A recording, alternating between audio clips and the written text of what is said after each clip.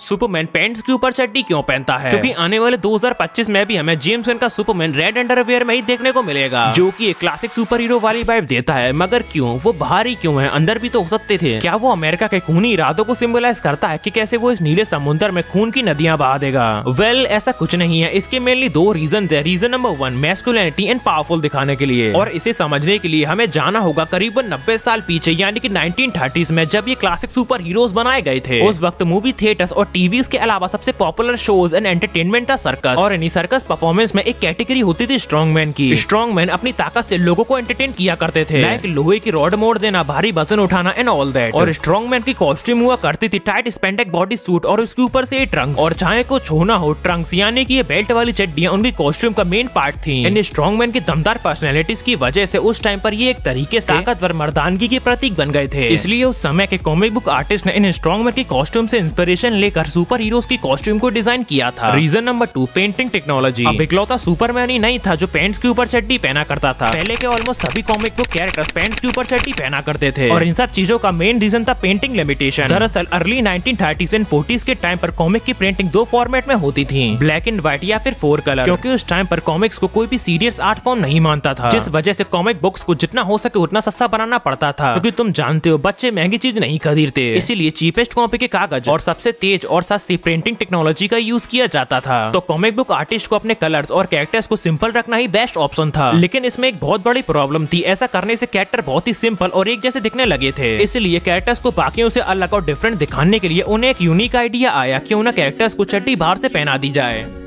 So tell me you got it right now, but you gotta